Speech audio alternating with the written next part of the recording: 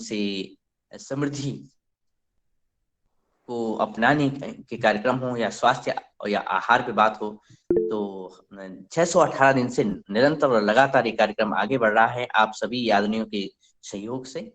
और आज इसी कड़ी में, क्योंकि हम पिछले एक हफ्ते से गौ माता, गोपालन और गोवंश, इन शब्दों पे, इन विषयों पे हम बातें कर रहे हैं और साथ में हमारे गौ सेवक इस पे कार्य कर रहे हैं। तो इसी क्रम में आज हमारे साथ मुख्य अतिथि हैं हमारे आदरणीय श्री प्रशांत दर्शी जी। श्री प्रशांत दर्शी जी गौ पालन का सुंदर कार्य कर रहे हैं, लेकिन इससे पहले वो अमेरिका में एक आईटी कंपनी में कार्यरत थे। वहां से भारत वापस आना और कुछ वर्षों से गौ सेवा में लग जाना, और गौ सेवा में लगना, और वो भी दिल्ली जैसे शहर में एक चुनौतीपूर्ण कार्य आगे बढ़ाना। और चुनौतीपूर्ण इसलिए भी कि वो कहते हैं कि कम से कम हम अपने लिए और अपने आसपास के लोगों के लिए शुद्ध आहार की बात तो आगे बढ़ाएं। इसी क्रम में उन्होंने बिना मिलावटी दूध पर विचार उनके मन में आया, तो उन्होंने गौशाला ही स्थापित कर दी और इस कार्य को बहुत ही अच्छे ढंग से आगे बढ़ा रहे हैं। उसके साथ साथ कई युवाओं को प्रेरणा देते हैं और खेती किसानी गौ सेवा के क्षेत्र में आगे भी अलग अलग विचार रखते हैं कि किस तरह से हम अच्छा करें, अच्छा खाएं और अन्य लोगों को भी अच्छा खिलाएं। तो आदरणीय, कैसे आपने, क्यों विदेश की नौकरी छोड़ दी? कैसे आपके मन में आया कि आप भारत आए और भारत आकर के भी गौ पालन करें? आप आज अपनी बात रखेंगे और साथ में आपके साथ जब आपकी वार्ता लगभग 7:25 या 7:30 तक समाप्त होगी, तो उसके बाद आपके साथ हमारे आदरणीय कृषक बंधु, आदरणीय सदस्य वार्तालाप करेंगे। तो बहुत बहुत स्वागत है आपका आदरणीय श्री प्रशांत दर्शी जी। जी स्वागत। धन्यवाद दिनेश भाई। और बहुत बहुत धन्यवाद, आपने मुझे ये मौका दिया। और सारे मेरे बड़े भाइयों को मेरा नमन और सुप्रभात सबको। जैसे दिनेश भाई ने कहा कि मैं पहले विदेश में नौकरी करता था। प्रोफेशनली मैं आईटी में काम करता था, और मेरा जो एजुकेशन बैकग्राउंड है वो बीटेक है कंप्यूटर्स में। सो यथायथी जॉब ढूंढना, फिर बाद में अपनी करियर संभालना, ये सब तो रूटीन होता है। तो ये पिछले 16 साल से मैं आईटी में जॉब कर रहा था, और 2018 में अ, मेरी दो बेटियां हैं। उस समय वो 4 और 3 साल की थी, और अब तो खैर 9 8 साल की हैं। तो मैं जब इंडिया वापस तो आना ही था। जन्मभूमि है, कर्मभूमि दूसरी हो सकती है, पर जन्मभूमि तो वापस आना ही है। तो ज़्यादातर देखेंगे 99% लोग वापस आते नहीं हैं। पर मेरा ये था कि हम कहीं पे भी अ, विश्व में रहें, अंततः अपन को तो अपने रूट्स के पास आना ही है। तो मेरा पहले से ही ये विचार था कि मेरे को भारत वापस आना है, अपनी जन्मभूमि में वापस आना ही है। पर आने के बाद क्या किया जाए? क्योंकि मैंने बहुत अपन अपन अपनी ज़िंदगी को इस तरह से देखे है कि हमें पैसे कमाना है और तरक्की करती रहनी है, तो उसमें उसका कोई अंत नहीं होता। अगर आप कभी दीर्घता से इसको विचार करें, तो कोई भी काम हम करते हैं और उसमें संतुष्टि पाते हैं, और उसका जो हाईएस्ट लेवल होता है, उसका कोई अंत नहीं होता। तो हमें कहीं न कहीं संतुष्टि पानी चाहिए। तो उसी विचार में मैंने अपनी नौकरी छोड़ी, और क्योंकि मेरी 2 बेटियाँ थी, और मैंने जब इंडिया में देखा कि यार दूध बहुत मिलावटी दूध मिलता है यहाँ पे, बहुत ही दुर्भाग्यपूर्ण है, पर यही सच्चाई है आज के दिन में। और मैं समझता हूँ कि जितने भी मेरे बड़े भाई सब जुड़े हैं, बहनें जुड़े हैं, वो इस बात को मानेंगे कि आज के दिन अगर आपके पास में खुद की गाय या भैंस ना हो, या फिर आप किसी किसान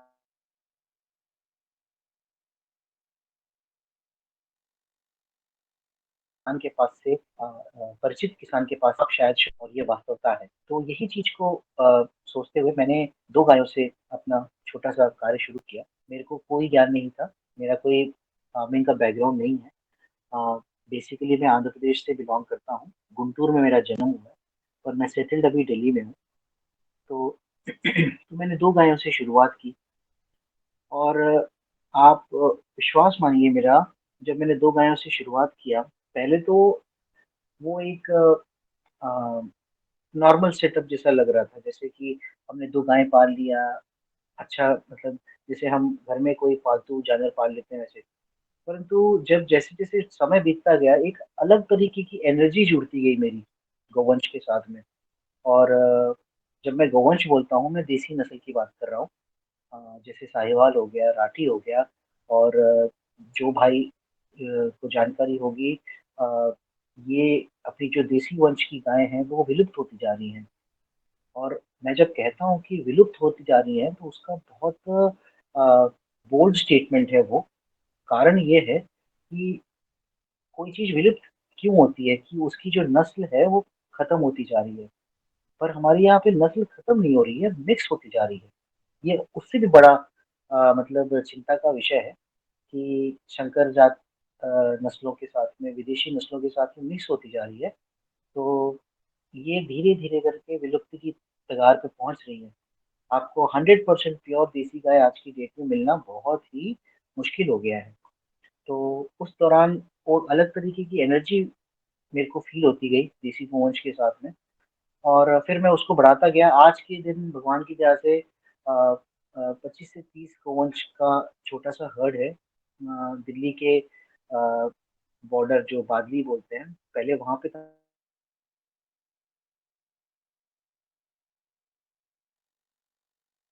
हम अब उसको शिफ्ट करके मैंने बहादुरगढ़ के पास में किया हुआ है। जब मैंने शुरू सोचा था कि अपने घर में दूध आ जाए, अपने घर में परिवार में अच्छा दूध, दही घी मिल जाए प्योर, तो अपन कैंसर की तरफ हमारी जो जर्नी है वो थोड़ी धीमी हो जाएगी। क्योंकि आज की डेट में अगर आप सुबह से लेकर के शाम तक जो-जो चीज़ों का सेवन करते हैं, उन सभी चीज़ों में कहीं न कहीं, किसी न किसी तरह से आपके पेट में या आपके शरीर में केमिकल्स आ रहे हैं। और ये केमिकल्स आपको कहीं न कहीं फ्यूचर में नुकसान तो ज़रूर करेंगे। और केवल केमिकल्स की बात नहीं करूँगा, मैं इसमें आपको छोटा-सा उदाहरण भी देता हूँ। हम जो नॉर्मल तेल यूज़ करते हैं, रिफाइंड ऑयल यूज़ करते हैं, अ, वो प्रोसेस्ड होता है, वो केमिकली प्रोसेस्ड होता है। तो कोई भी चीज़ अगर केमिकली प्रोसेस्ड होती है, तो उसमें एक अंश छूट जाता है। केमिकल का अंश हमेशा छूटता है, वो 100% निकल नहीं सकता बाहर। तो वो तो हमारे शरीर में जा ही रहा है ना। तो इसी तरह से हम सुबह से शाम तक कोई न कोई तरह का से केमिकल ले ही रहे हैं शरीर में। तो दूध अच्छा मिल जाए, दही अच्छी मिल जाए, घी अच्छी मिल जाए, जो ज़्यादातर गाँव में पॉसिबल होता था, वो अब शहरों में उसको पॉसिबल करने के लिए मैंने लगभग अब हमारे पास अभी 100 फैमिलीज़ को शुद्ध दूध जाता है, मेरे फार्म से।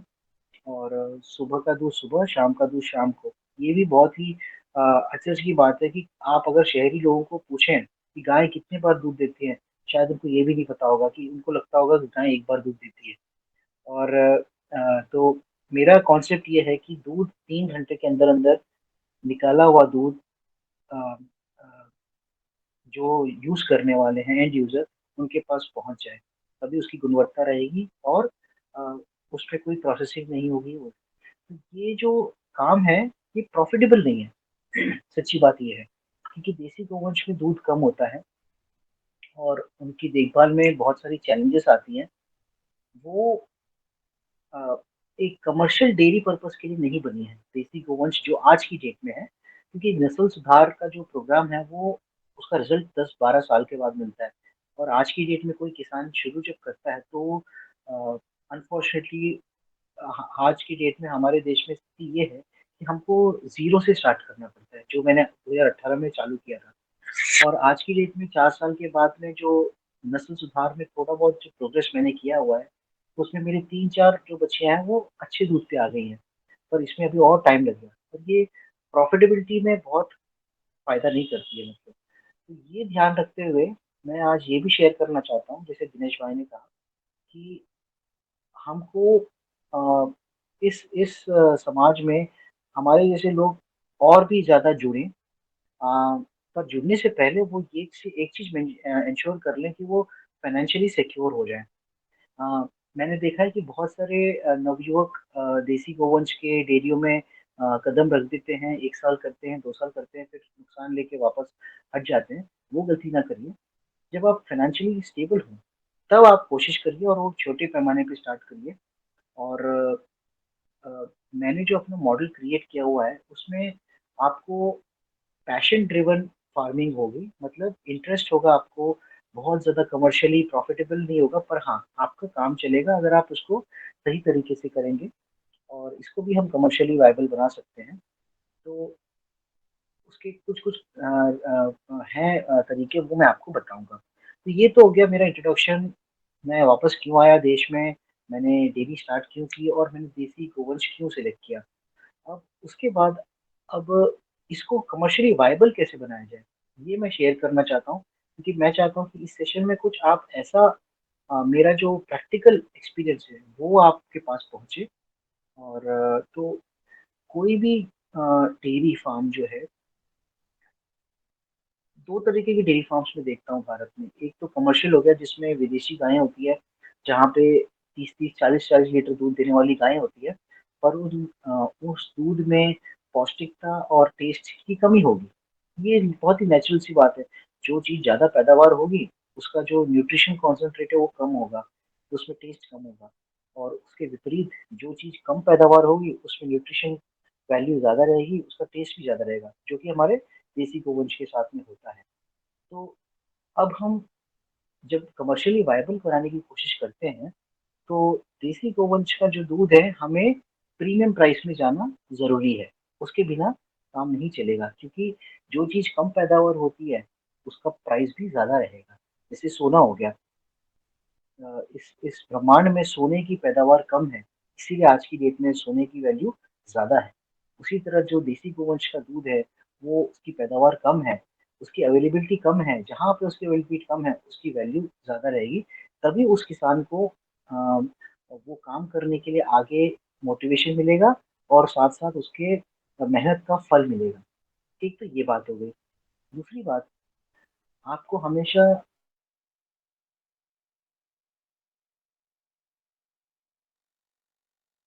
एक डेयरी फार्म को दूध के प्राइमरी पर्सपेक्टिव में मत देखिएगा।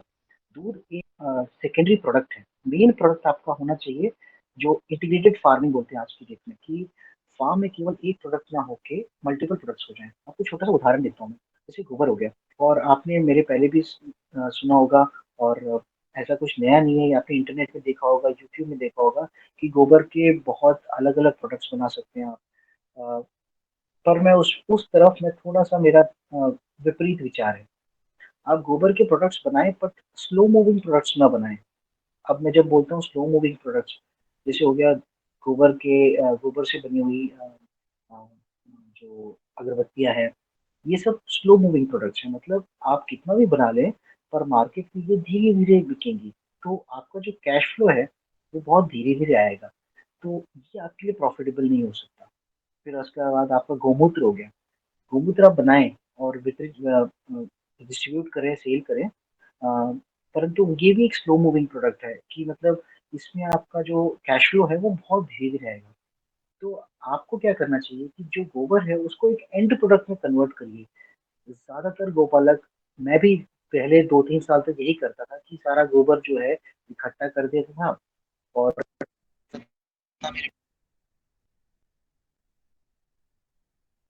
उनको गोबर चाहिए, तो मैंने उनको 1 ट्रॉली गोबर दे दी, और उसका जो मेरे को वैल्यू मिला, वो था केवल 1000-1500 रुपए ट्रॉली। अब यहाँ पे क्या हो गई, कि मैंने एक लिमिटेड वैल्यू में अपने गोबर को सेल कर दिया, क्योंकि मैंने उसको एक प्रोडक्ट में नहीं बनाया।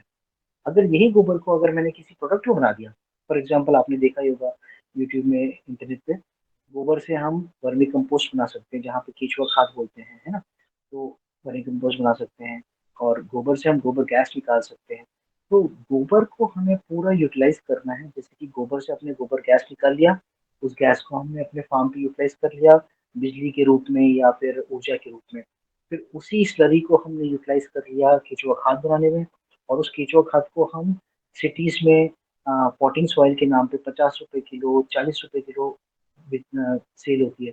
तो आप देखिए कि गोबर जो हम पहले एक-एक ट्रॉली ₹1500 में सेल कर देते थे, उसी ट्रॉली से आप आज की डेट में पर किलो 10 से 12 रुपए मिनिमम होलसेल प्राइस गेन कर सकते हैं। तो जब ऐसी टाइप की इंटीग्रेटेड फार्मिंग होगी तब आपको दूध आपका एक इंडिविजुअल प्रोडक्ट नहीं होगा, गोबर से भी आप मल्टीपल प्रोडक्ट्स सेल कर सकेंगे। अब आता हूँ क्लीन फूड की तरफ। जैसे ये टोटल जो हमारा डिस्कशन है ये क्लीन फूड, गौवंश, गौ सेवा, इन तो सब कुछ इसी के आसपास चल रहा है। तो हमने गोबर तक की बात की, केचुआ खाद की बात की, अब आते हैं क्लीन फूड की तरफ। तो ये फंडामेंटल फाउंडेशन बन जाता है, जो केचुआ खाद है, गोबर से बना हुआ केचुआ खाद है, ये फंडामेंटल फाउंडेशन बन जाता है हमारे फ्यूचर के क्लीन फूड के लिए, जहाँ पे हमको जो केमिकल बेस्ड फर्टिलाइजर्स हैं इनकी कमी करनी होगी। और उसके बदले में हमें जीवामृत हो गया, फिर उसके बाद में गोमूत्र, लहसुन, नीम पत्ती और धतूरे का बीज, इन सब का मिश्रण को काफी दिनों तक सड़ा के रखने के बाद में उसका जो छाना हुआ मिश्रण है उसको 10 लीटर पानी में 1 लीटर के प्रोपोर्शन मिला के स्प्रे करने से कीटनाशक की तरह काम करता है। ये सब चीजें हमें यूटिलाइज करना पड़ेगा। तो इसका जो सेंटर पॉइंट है वो गोवंश है। तो जो गौमाता है और जो गोवंश की बातें हम करते हैं, तो इसी के इर्द गिर्द हम मंडरा रहे हैं। ये सेंट्रल पॉइंट वही है। तो इसीलिए मैं कह रहा था स्टार्टिंग में कि एक अलग सी एनर्जी मेरे को फील होने लगी थी। और इसी एनर्जी को हम आगे ले जाते हुए क्लीन फूड फूड की तरफ जाते हैं। तो अब जैसे मेरे फार्म पे सब्जियां घर के लिए आती हैं, तो सब्जियां का पैदावार होता है उसी गोबर खाद खाद से। दूध आता है, दही आता है, घी आता है। तो ये सारा हमारा एक क्लीन फूड का चेन बन गया। अब इसी को आगे बढ़ाते हुए मेरा जो फ्यूचर एस्पेक्ट है वो है रिफाइंड ऑयल को अपने किचन में से हटा के, जो पुराने जमाने का जो कोलू का तेल होता था वो हमको इंट्रोड्यूस करना है। और इस ग्रुप में मेरे ख्याल से भी 20-22 लोग जुड़े हुए हैं। कल को आप लोग एक बार अपने, मतलब जब सब सोचेंगे तो आपको ये पता चलेगा कि हम रिफाइंड ऑयल पे कितने ज़्यादा निर्भर हैं आज की डेट में। और मार्केट से मिलते हुए रिफाइंड ऑयल में क्या होता है, प्रोसेसिंग बहुत होती है।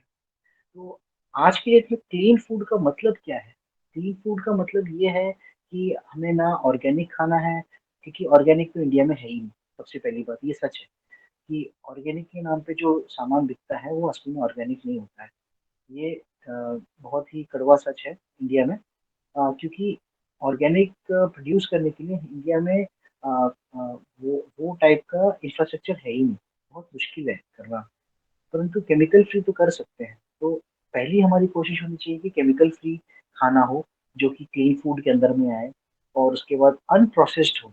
जब मैं प्रोसेस्ड की बात करता हूँ तो जैसे ब्रेड हो गया, है क्या, आटा ही है। हम भी खाते हैं, बच्चे भी खाते हैं, मेरे बच्चे खाते हैं, पसंद करते हैं। और ज़्यादातर बहुत फास्ट ब्रेकफास्ट हो जाता है ब्रेड से टोस्ट बन के। पर वो है क्या, वो प्रोसेस्ड है।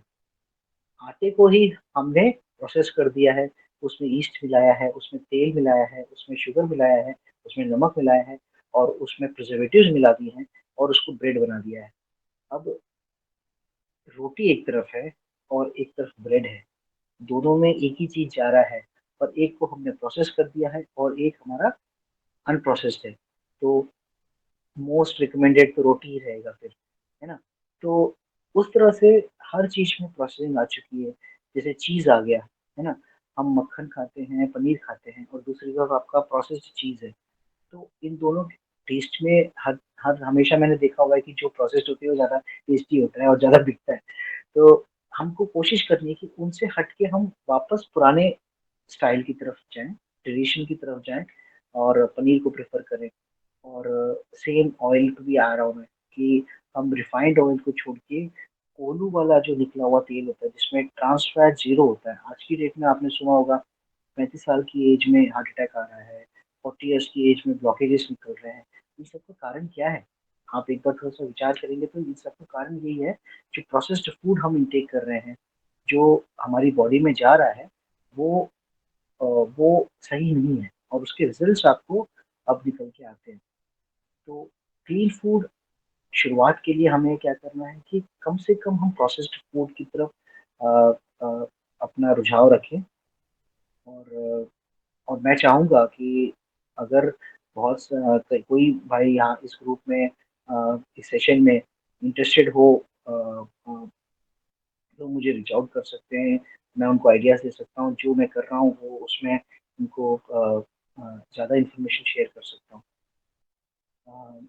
और कुछ आपके सवाल हो तो हम ले सकते हैं, इंटरेक्टिव बनाते हैं इसको। जी जी जी आदरणीय, बहुत ही सुंदर आपने ये अपनी कथा बताई, कैसे आप अमेरिका से और भारत में, और वो भी गोवंश और गो पालन के रूप में आपने अपने कार्य को आगे बढ़ाया है।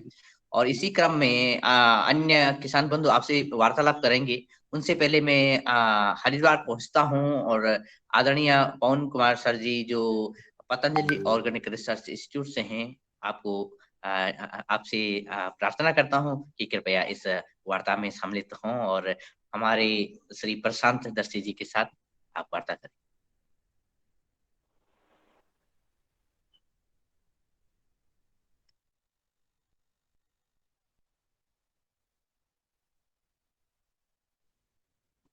क्या मेरी आवाज वहां तक पहुंच पा रही होगी सर? हाँ दिनेश जी, पहुँच रही है। जी जी जी जी। सर पवन कुमार जी उपस्थित नहीं है सदन में।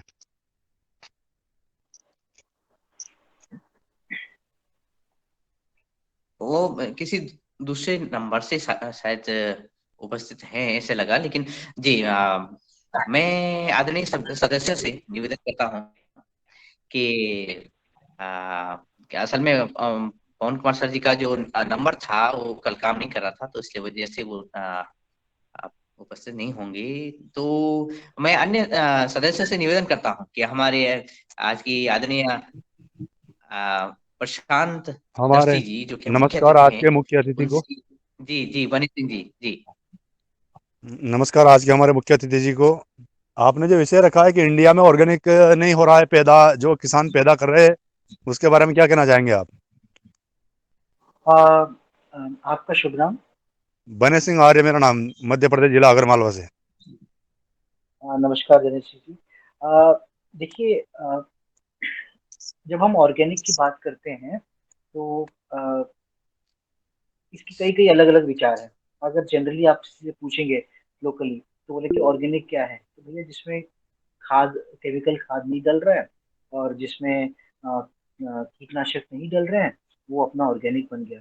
पर जो असली ऑर्गेनिक फूड्स होते हैं उसमें कई सारे मापदंड होते हैं, और वो सारे मापदंड को पालन करना इंडिया में मुश्किल है। उसका छोटा सा आपको उदाहरण देता हूँ। हमारे यहाँ जो फार्मर्स होते हैं वो ज्यादातर मिड रेंज में आते हैं, मतलब मिड से भी कम रेंज में आते हैं, क्योंकि 3 एकड़ हो गया, किसी के पास 4 एकड़ हो गया, 5 एकड़ हो गया, 4 एकड़ हो गया, 10 एकड़ हो गया, है ना। तो इसी रेंज में हमारी जो वर्कफोर्स है फार्मर्स की, वो इसी रेंज में होती है। बहुत कम वर्कफोर्स होती है फार्मर्स की जो इससे ज्यादा रेंज में होती है, जैसे 25 एकड़, 50 एकड़, 100 एकड़, वो बहुत ही कम होते हैं। और जो बड़े किसान हैं वो प्रॉपर कमर्शियल लेवल पे करते हैं, कॉर्पोरेट्स के लिए फार्मिंग करते हैं। और जो छोटे किसान हैं, 3-4 एकड़ वाले, वो 1 एकड़ में अपने घर के लिए करते हैं और 2-4 एकड़ अपने जीविका के लिए कुछ ना कुछ करते हैं। अब ऑर्गेनिक खेती में एक बहुत बड़ा रिक्वायरमेंट ये है कि जो आपका पानी यूटिलाइज हो रहा है, उसमें आपका लेड कंटेंट ना हो, उसमें मर्क्यूरी कंटेंट ना हो, उसमें बहुत सारे केमिकल्स की मात्रा एक लिमिटेड प्रोपोर्शन में हो। अब यहाँ पे हमारे को दिक्कत आ जाती है। अब विदेशों में क्या होता है कि वहाँ के किसानों के पास में 100 एकड़, 200 एकड़ एक कॉमन सी बात होती है, सामान्य सी बात होती है। वो क्या करते हैं कि जो अपने खेत के सबसे बीच वाली जमीन होती है ना, उसमें जाके अपना ऑर्गेनिक प्रोड्यूस का प्रोडक्शन करते हैं, जो कि हमारे यहाँ ये पॉसिबल हो नहीं पाता। क्योंकि आप कभी भी देखेंगे किसान भाई, अ, आपके खेत में आपने कोई केमिकल यूज नहीं किया है, पर आपके जो बाजू के किसान हैं वो यूज कर रहे हैं। तो वो सारा जो केमिकल है वो क्या होगा, बारिश के पानी के द्वारा या इरिगेशन के पानी के द्वारा जमीन के अंदर जाएगा, और नीचे के जमीन के नीचे जो पानी का लेवल है उसमें वो मिक्स हो जाएगा। और वो क्योंकि आपके साथ वो शेयर हो रहा है पानी, तो आप खेत में भी वही पानी ऊपर चढ़ेगा। तो आप भले ऑर्गेनिक खेती करना चाहें, फिर भी जो एनवायरनमेंट है, जो सेटअप है, वो अपने को 100% ऑर्गेनिक की तरफ मतलब सक्सेसफुल नहीं हो पाता।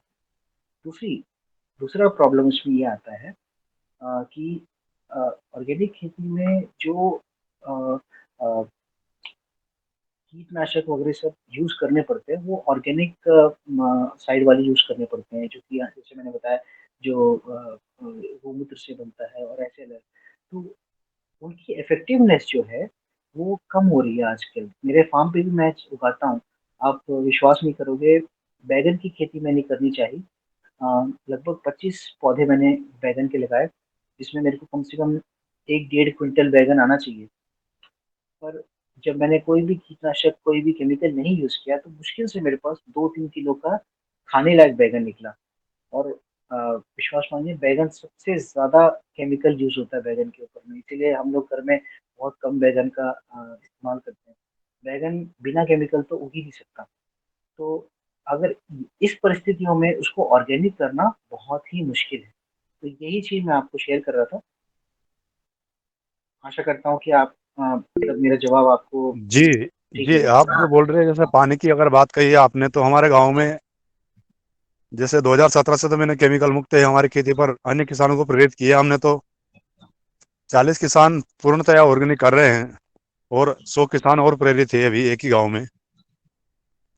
रही बात पानी की, तो पानी हमारे यहाँ नदी नालों का कुछ भी यूज नहीं होता, अपने अपने कुएं का पानी यूज होता है, जी। ना कोई बांध का कुआं का पानी यूज होता है खेती के अंदर।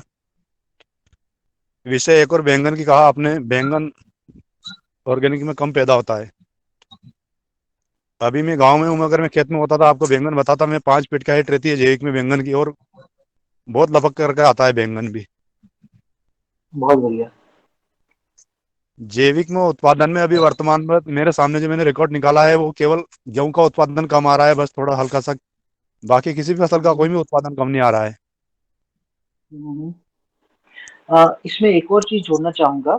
इसमें एरिया प्रॉक्सिमिटी भी बहुत मायने रखता है। जैसे आपने गांव की बात की, जैसे आप मध्य प्रदेश में हो, आप एक रिमोट गांव में हो, जी तो ठीक है, वहां पे आपको एरिया प्रॉक्सिमिटी का एडवांटेज मिल रहा हो।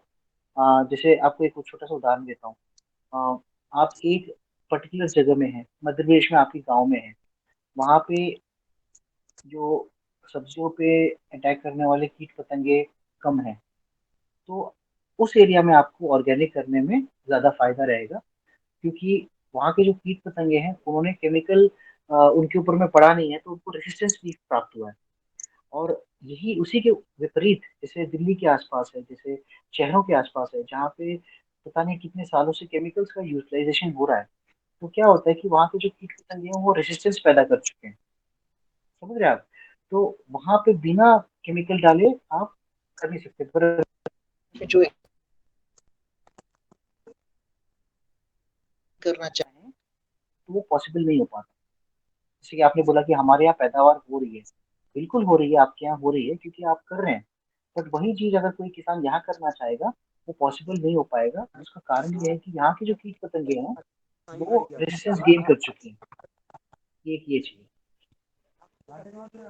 जी जी, बहुत धन्यवाद आप। जी धन्यवाद। और साथ में आदरणीय पवन सर जी, आपका हाथ रेस था। और जी जी, स्वागत सर। हाँ जी, अब मेरी आवाज आ रही है? जी जी, हाँ जी जी, आ आ रही रही सर है। अच्छा अच्छा, ओके ओके, कुछ सेट में कुछ प्रॉब्लम थी, मेरा फोन में अभी प्रॉब्लम हुई थी। सो आपका अभिनंदन है प्रशांत जी, बहुत अच्छे आपके एक्सपीरियंसेस हैं।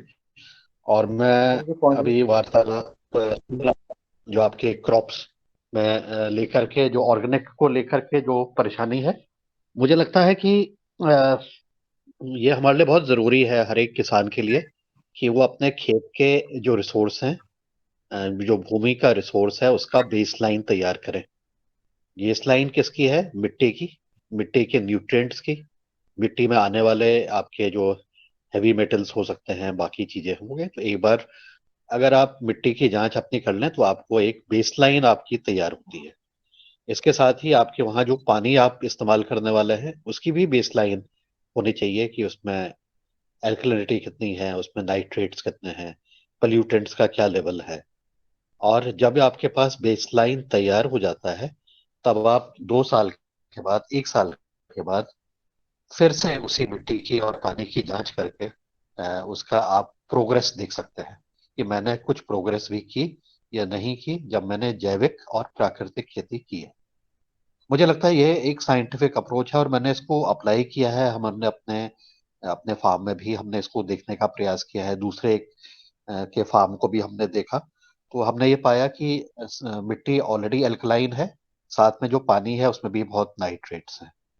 तो इसका मतलब आपको एक डबल अटैक झेलना पड़ रहा है एल्कलिनिटी का, और धीरे धीरे आपकी धरती जो है वो बंजर होती जा रही है। तो आपको वहाँ वाकई कुछ नहीं मिलेगा। इसी तरह से आपके वहां पर अगर पेस्टिसाइड का लोड ज्यादा है तो उसको भी मिटिगेशन करने का आपको एक तरीका निकालना चाहिए कि ये जैविक और प्राकृतिक खेती से कैसे ये हम अपनी जमीन को, मिट्टी को और पानी को ग्रेजुअली मतलब एक इक्विलिब्रियम की तरफ लाएं, और जैविक तरीके से जिसमें कि जीवाणुओं की संख्या, माइक्रोब्स की संख्या को हम बढ़ा सकें। और उसकी जब वो बढ़ाएंगे तो आपका जो सॉइल है वो हील करना शुरू करेगा, जो मिट्टी है उसकी हीलिंग प्रोसेस चालू होगी। इस तरह से पानी का भी जो व्यवस्था है उसको भी आप सही करने की तरफ बढ़ सकते हैं। तो हो सकता है कि ये प्रॉब्लम आपकी नहीं हो, आपके बाहर के जो क्षेत्र है वहां से पोल्यूशन की वजह से वो आप कुछ भी प्रयास करें और वो आपको तो प्रभाव उसका नकारात्मक पड़ रहा है। इसलिए रेन वाटर हार्वेस्टिंग को भी जरा सी समझना पड़ेगा कि मेरे खेत में पड़ने वाला वर्षा जल जो कि शुद्ध होता है उसकी मैं हार्वेस्टिंग कैसे करूं, अपने ग्राउंड वाटर को कैसे रिचार्ज करें, और पानी का जुडिशियस यूज हम कैसे कर सकते हैं। और चाहे वो ड्रिप इरिगेशन हो सकती है या स्प्रिंकलर हो सकती है, या अगर पानी में पोल्यूशन ज्यादा है तो हम ऐसी तकनीक का भी संभवतः उपयोग करके उसको कर सकते हैं। तो ऐसा हमारा मानना है। और रिसोर्सेस का यूटिलाइजेशन और उसका जो आपका उत्पादन है अपने फार्म पर ज्यादा से ज्यादा अगर हम करने का प्रयास करते हैं तो धीरे धीरे ये इक्विलिब्रियम की तरफ हम लोग बढ़ सकते हैं। तो ऐसा हमारा मानना है। और जैविक खेती करने के हमारे बहुत सारे किसान जो इस मंच के माध्यम से आए हैं उन्होंने बहुत अच्छे एक्सपीरियंसेस अपने शेयर किए हैं। और मुझे लगता है कि जहाँ पर वो आत्मनिर्भर बनने का प्रयास करते हैं तो वहाँ पर पॉसिबिलिटी उसकी अच्छी हो सकती है। शहर के करीब रहने वाले लोग भी और फार्मर्स भी अपनी मिट्टी को और अपने पानी को शुद्ध करने पर अपना आत्मनिर्भरता की तरफ बढ़ सकते हैं। और उसमें हो सकता है कहीं पर ज्यादा समय लगे, कहीं पर कम समय लगे, लेकिन अगर हमने इस तरफ बढ़ने का प्रयास किया तो निश्चित रूप से इस तरफ हम कर पाएंगे। और safe food, chemical free food जिसकी आप बात कर रहे थे उस तरफ हम निश्चित रूप से आगे बढ़ सकते हैं। और यही मेन है। वो जरूरी नहीं कि ऑर्गेनिक का हमें एक ठप्पा चाहिए, लेकिन उद्देश्य हमारा स्पष्ट होना है कि हमें क्लीन फूड, सेफ फूड, और बल्कि कुछ देश तो अब स्लो फूड की भी बात कर रहे थे कि हमें स्लो फूड खाना है जो धीरे धीरे हो, उसमें कोई जल्दीबाजी नहीं। कई बार हम जल्दीबाजी के चक्कर में कई सारी चीजों को बिगाड़ देते हैं। तो वो स्लो फूड का भी है, चाहे वो कुकिंग हो वो भी स्लो, हल्की आंच में आप कुक करें। खाने को बनाने का तरीका भी धीरे धीरे करें। तो धीरे धीरे करते हुए आगे बढ़े। तेजी से आगे बढ़ने पर हम गिर भी जाते हैं कि हम जल्दी प्रोग्रेस करना चाहते हैं, जल्दी पैसा कमाना चाहते हैं। तो ऐसे अनुभव हमने सुने हैं और लोगों ने मुझे भी बताया है। हमें आशा है कि हम ऐसे ही धीरे धीरे आगे बढ़ते हुए, छोटे छोटे कदम आगे बढ़ाते हुए अपने संसाधनों को अच्छा करेंगे, दुरुस्त करते हुए इक्विलिब्रियम की तरफ आगे बढ़ेंगे तो जरूर हमें और अच्छी सफलता मिलेगी। और इसमें मैंने देखा कि कई बार मैंने लोगों को जब मैंने विजिट किया, उनके खेतों को विजिट किया जो कि जैविक खेती की तरफ काम कर रहे थे, मैंने पूछा उनसे कि आपको जीवन में आपको इसका फायदा क्या हुआ है। उन्होंने कहा फायदा यह है कि हमें संतोष है, और उसकी पैसे में उसको नहीं मापा जा सकता है। हमें खुशी है कि हम ऐसा कर रहे हैं, हम सेफ फूड को खा रहे हैं, या हम प्राणियों की को बचा रहे हैं, बचाते हुए भी हम आगे बढ़ रहे हैं। किसी के प्रति हम जी। कुछ गलत नहीं कर रहे हैं, ना प्रकृति के खिलाफ ना दूसरे के खिलाफ। तो ऐसा करके हमें संतुष्टि मिल रही है, और ये हमारे जीवन का उद्देश्य भी यही होना चाहिए, ऐसा भी उन्होंने मुझसे कहा। तो मैंने देखा कि और उन्होंने कहा हम शहर के मुकाबले जो लोग हैं उनके मुकाबले हम सुखी हैं, क्योंकि हम इस तरह की पद्धतियों का अपना रहे हैं। मेरे पास पैसा नहीं हो, ज्यादा कोई बात नहीं, लेकिन हम उसके मुकाबले शायद ज्यादा सुखी हैं। और उनके मुकाबले हम चाहे धीरे चल रहे हों, लेकिन इस धीरे चलने पर भी हमें आनंद। तो ऐसा हमारा मानना है कि हमारे देश के लोग भी इस तरह से बहुत सारे जो हमारे भारत के जो हमारा देश है उसमें लोगों में का जो कल्चर है उसमें उन्होंने पहले से ही वो धीरे धीरे चलते हुए और संतुष्ट होकर के रहते थे, लेकिन इस आधुनिकता की दौड़ में सब लोग तेजी से बढ़ना चाहते हैं, तेजी से कमाना चाहते हैं, तेजी से कुछ करना चाह रहे हैं और उसके भी दुष्परिणाम सामने आते हैं।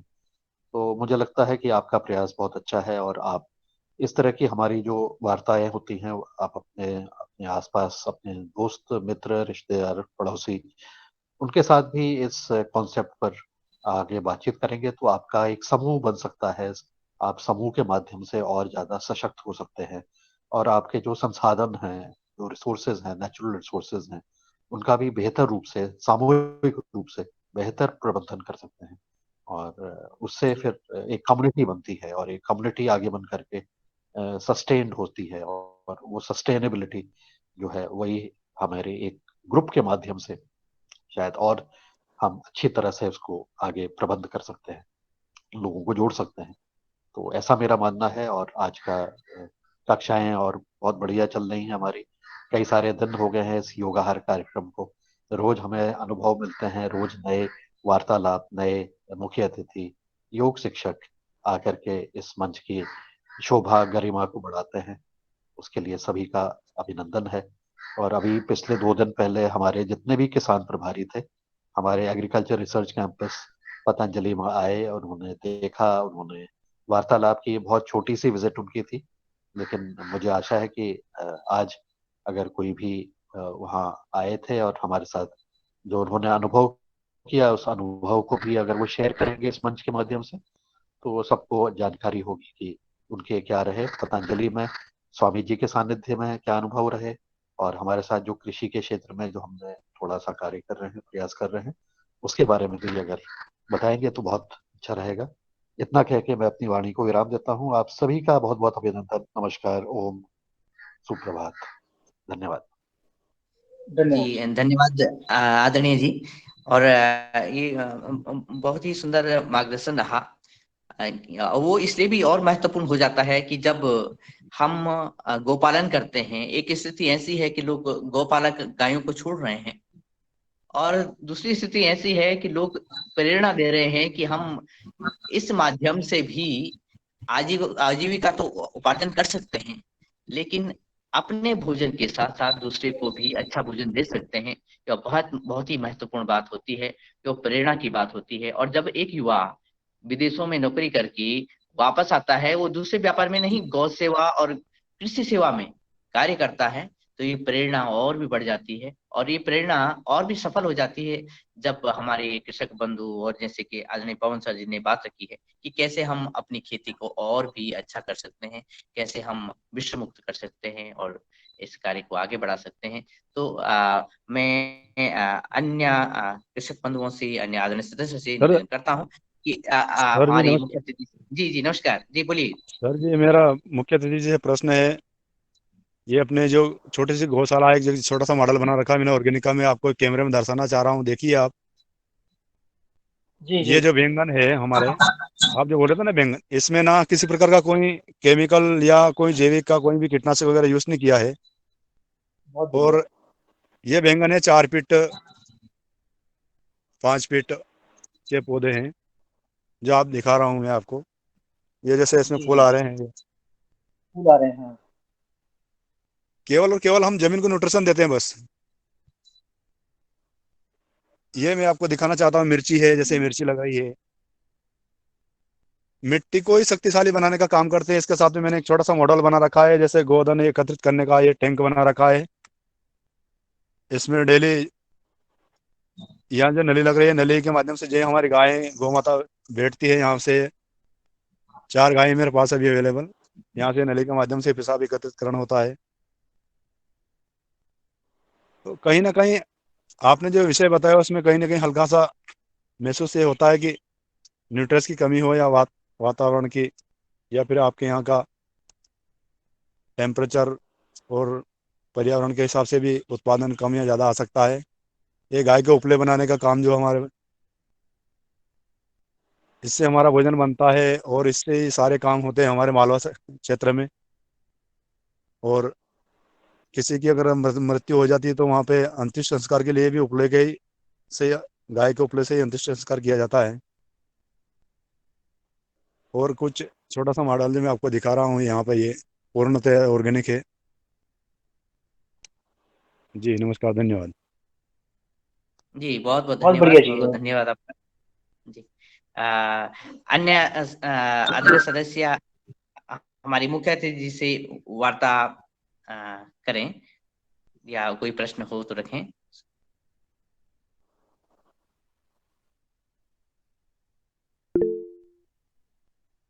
जी आदरणीय आदरणीय कौन सर जी? जी, अभी संदेश आया है कि आपके बेटी का जन्मदिन है, रंजना जी की बेटी का जन्मदिन है। तो इस अवसर का लाभ लेते हुए आप दोनों को, माता-पिता को और बच्चियों को बहुत-बहुत जन्मदिन की शुभकामनाएं। और इस विषय पर भी सभी साथी अपने विचार व्यक्त करेंगे, बहुत अच्छा रहेगा। और बच्चों को बहुत-बहुत शुभकामनाएं। बहुत अच्छा वो रहें और आगे प्रगति करेंगी। इसके साथ नमस्कार, धन्यवाद।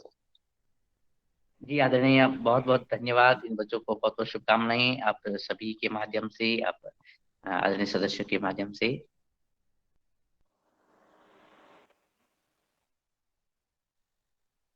अ, आदरणीय ठाकुर साहब, आप चाय पी रहे हैं और ये निश्चित ही देसी देसी गाय के दूध की चाय आप पी रहे होंगे।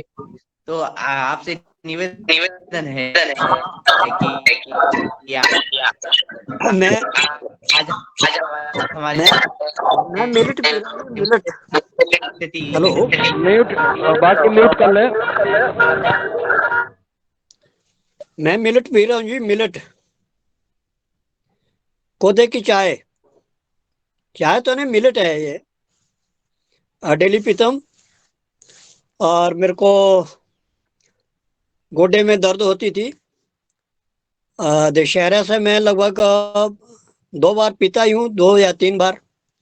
और मेरा 70% मुझे आराम मिला। तो मैं केमिकल के विषय में कुछ मेरा अनुभव है। जहाँ डॉक्टर कृष्ण चंद्रा का वेस्ट डिकम्पोजर यूज हुआ है, वहाँ किसी प्रकार का केमिकल नहीं पाया जाता है, ऐसा मानना है। और कुछ रिजल्ट भी आए इसके। मैंने NDRI करनाल का विजिट किया। उसके बगल में एक नसीरपुर गांव है, वहाँ के किसान जगत सिंह है। उनका प्रोसेसिंग मैंने सारी देखी है। और 5 एकड़ में वो प्राकृतिक खेती करते हैं। तो वहाँ का जो वो रिजल्ट मैंने देखे, मैं खुद गया हूँ वहाँ, तो संतोषजनक रिजल्ट है। मेरे यहाँ हमने तो इसके वो तो यहाँ या वो जांच मापदंड के वो मशीनें नहीं है हिमाचल प्रदेश में। मैं सेब पर भी इसका काम कर रहा हूँ और मुझे संतोषजनक रिजल्ट आए। जहाँ तक कीट पतंग की बात है, जहाँ प्राकृतिक खेती होती है, वहाँ कीट पतंग बहुत कम आता है, ऐसा देखा है मैंने। मैं अपने खेत में भी देखता हूँ। तो मैं समझता हूँ कि अगर इस तरह का किसान इस तरह का काम करे तो ईमानदारी से करें, निसंदेह हम अच्छा प्रोडक्ट दे सकते हैं दूसरे को। जहर ना खाएं ना खिलाएं। धन्यवाद।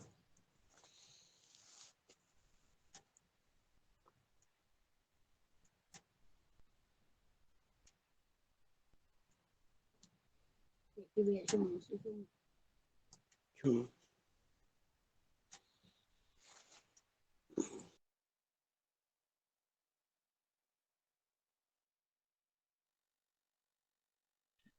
आदरणीय धन्यवाद।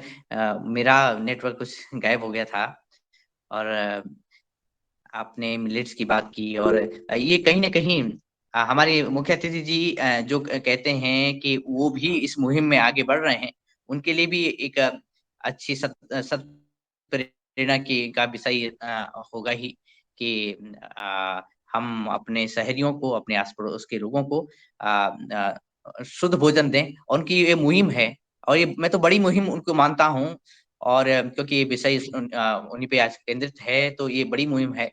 साथ में अभी डॉक्टर दुबे सर हाथ रेज़ कर रहे हैं, सादर आमंत्रित हैं और दुबे सर जी के बाद जो हमारे प्रांत के अलग-अलग प्रांतों के प्रतिनिधि हरिद्वार गए हैं, उनकी वार्ता भी संपन्न होगी। आदरणीय दुबे सर जी।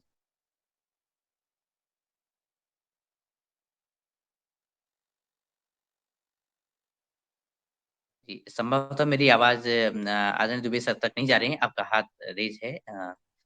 आपके साथ ही आदरणीय नीलकंठ जी भाई साहब, आप अपनी बात रखें, उनके बाद आदरणीय शरद वर्मा जी।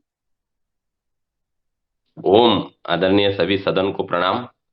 आज हमारी भांजी दोनों भांजी कुमारी अक्षरा जो रंजना बहन अपने रोज योगाहार के कार्यक्रम में ये करती है कि कैसे ये 5,000 दिन तक एक योगाहार कार्यक्रम चले, इसकी चिंता करने वाले हमारे आदरणीय रंजना बहन जी और हमारे श्री आदरणीय दिनेश सेमवाल जी की बेटी जो दिनेश सेमवाल जी हर दिन पहाड़ में हो या चाह के बागान में हो, कहाँ भी हो, लेकिन अपना नेटवर्क कहाँ भी खोजते हैं और योगाहार के कार्यक्रम में उपस्थित करके अपना योगाहार कार्यक्रम कैसे आगे बढ़े।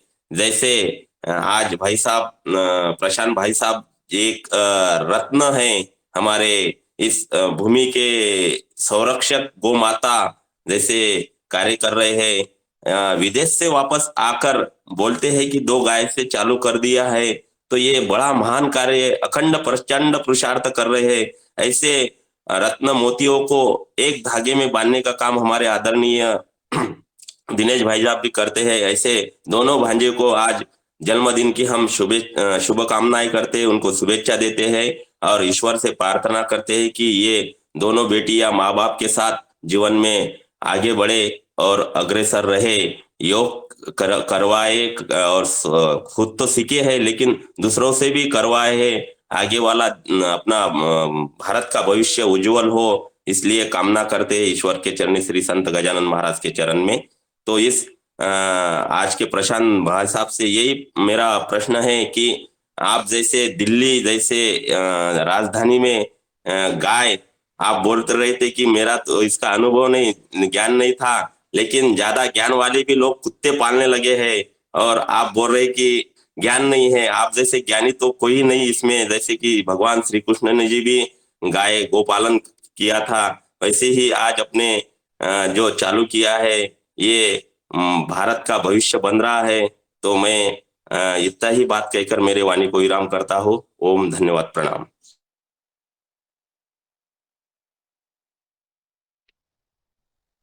जी ओम, सदन को कोटि कोटि प्रणाम। आज दोनों बेटियों को जन्मदिन पे बहुत सारी शुभकामनाएं।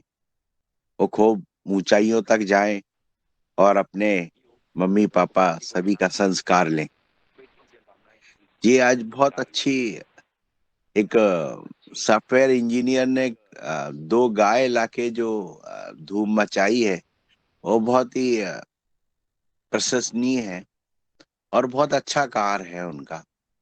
अब उनके परिवार ने कैसे उनको मदद करी या क्या रहा, इस विषय में थोड़ा बताइएगा आप। जी जी ओम। आपका आपका म्यूट है वो। जी सॉरी सॉरी, थैंक यू शरद जी। आपने बहुत ही अच्छा सवाल किया जी है और दिल के बहुत करीब सवाल है। और इसका कोई सीधा जवाब भी नहीं है। कारण ये है कि ये ये जो डिसीजन होता है बहुत कठिन डिसीजन होता है। सबसे पहला डिसीजन ये है कि किसी जी विदेश से वापस देश में आना। अ, जैसे मैंने कहा था कि 99% लोग नहीं आते वापस। और 16 साल 12 प्लस ईयर्स के बाद में वापस आना बहुत कठिन है। तो आप वही समझ सकते हैं कि फैमिली का 100% सपोर्ट यहाँ पे था। और स्पेशली मेरी बेटर हाफ का कि हमको वापस अपना जन्मभूमि तो जाना ही है, पहली बात। और दूसरा, ऑनेस्टली स्पीकिंग, चैलेंजेस आएंगी इस टाइप के। जब आप पैशन और ड्रीम को फॉलो करने की कोशिश करेंगे या फिर ऑफ द बीट ट्रैक जाएंगे आप, तो चैलेंजेस तो आएंगी, भले वो फैमिली से आए और ग्राउंड लेवल पे आए और ऑपरेशंस में आए। चैलेंजेस तो आना ही है 100%। बस उनको कैसे हैंडल करना है, आपका विजन अगर क्लियर है और जैसे मैंने कहा कि आपको लाइफ में थोड़ी संतुष्टि है जो भी आपने किया हुआ है, तो पॉसिबल है। पर आज की डेट में भी चैलेंजेस आती हैं। कभी कभी फैमिली को फील करता है कि आप जब इस फील्ड में आते हैं तो आपकी लाइफस्टाइल चेंज हो जाती है। तो सबसे बड़ी बात मैं आपको शेयर कर रहा हूँ सारे ग्रुप में। लाइफस्टाइल लाइफस्टाइल चेंज हो जाती है। लाइफस्टाइल इसलिए चेंज हो जाती है कि आपको डे टू डे बेसिस में अ, अ, खेत, फार्म, पशु, इनका पार्ट होना पड़ता है, जो कि कम्प्लीटली डिफरेंट है आप जो पहले काम कर रहे थे। नौकरी में ये सब नहीं होता। आप डेस्क में बैठते हो, आप एक एसी एयर कंडीशन ऑफिस में बैठते हो, गाड़ियों में जाते हैं, कार में जाते हैं। यहाँ पे वो उसका पूरा विपरीत हो जाता है। आपको खेत में रहना पड़ता है, पशुओं के साथ में रहना पड़ता है, कभी कभी हाथ भी गंदे करने पड़ते हैं, आपको ग्राउंड लेवल पे करना पड़ता है। तो ये जब तक आपका माइंड इसके लिए तैयार ना हो, आप इसमें अ, सफल नहीं हो पाएंगे और संतुष्ट नहीं हो पाएंगे। तो मैंने जैसे कहा कि आपके सब लोग सीधा दोस्तों सीधा का क्या रहा? जवाब देंगे। जी हाँ, आपके दोस्तों का तो दोस्तों यही का था। क्या आपको सपोर्ट रहा? दोस्तों का सपोर्ट ये रहा कि जब मैंने स्टार्ट किया तो मैंने तो अपने घर के लिए किया था। पर धीरे धीरे दोस्त लोग बोले, यार काफी अच्छा काम है, तो क्यों ना इसको सोसाइटी की तरफ एज ए सर्विस इसको एक्सपैंड करो। तो उस तरह से मेरा जो दोस्तों ने मतलब जैसे मार्केटिंग वगैरह किए बिना ही मेरा आज की डेट में 100 और फैमिलीज को दूध जा रहा है। तो बिना किसी मार्केटिंग के है तो सारा दोस्तों को प्रेरित जाता है कि एक तरफ से ये म्यूचुअल बेनिफिट है। उनको फायदा मिल रहा है कि उनके घर में अच्छा दूध आ रहा है, और मेरे को ये है कि मेरा जो मॉडल है वो इकोनॉमिकली सस्टेन हो रहा है। तो एक म्यूचुअल बेनिफिट दोनों तरफ से ये है। आपको किसने सबसे ज्यादा सपोर्ट किया, घर में या दोस्त ने या किसने आपको? मेरी बेटर हाफ ने सबसे ज्यादा सपोर्ट किया क्योंकि सबसे ज्यादा प्रेशर उन्हीं पे आया। क्योंकि आप समझ सकते हैं कि जब किसी चीज का नॉलेज ना हो और जब किसी चीज को आपको सीखना पड़े किसी चीज को करने के लिए, और स्पेशली जब आप लाइफ स्टॉक के साथ डील कर रहे हो, गाय के साथ डील कर रहे हो, और ये सब, तो आपको बहुत ज़्यादा आपका लर्निंग कर्व जो है बहुत स्टीप हो जाता है कि मतलब पहले 1 साल तो आपको कुछ समझ में नहीं आ रहा होता है कि चैलेंजेस होती हैं, क्या हो रहा है क्या नहीं हो रहा है। धीरे धीरे तो आज की डेट में मैं अपने आप को तो आधा वेटनरी समझने लगा हूँ, क्योंकि मैं स्टिचिंग कर देता हूँ। चोट चोट लगती तो मैं स्टिचेस लगा देता हूँ। गाय के आईटी इंजीनियर हूँ, पर गाय को स्टिचेस लगा देता हूँ, डिलीवरी करा देता हूँ। तो सब कुछ कर लेता हूँ। तो ये जो लर्निंग कर्व था बहुत स्टीप था, और इसके लिए टाइम देना पड़ता है। और जब आप ये टाइम देते हो फार्म पे, तो घर का जो पूरा दारोमदार है वो हैंडल करना पड़ता है आपकी बेटर हाफ को। तो जिनके सपोर्ट के बिना तो ये काम हो ही नहीं सकता था। तो मेरा तो एक सीधा सीधा जवाब है कि बेटर हाफ के बिना ये काम मैं आगे बढ़ा ही नहीं सकता। जी सर, बहुत अच्छा जी। हो दुबे जी, अब आपसे क्वेश्चन करेंगे जी। हाँ धन्यवाद सर। हाँ एक्चुअली मैं सफर में हूँ इसलिए नेटवर्क काम नहीं कर रहा। लेकिन मुख्य अतिथि की पूरी बात सुनी, पवन जी की भी पूरी बात सुनी, और अभी जो चर्चा हो रही है हमारे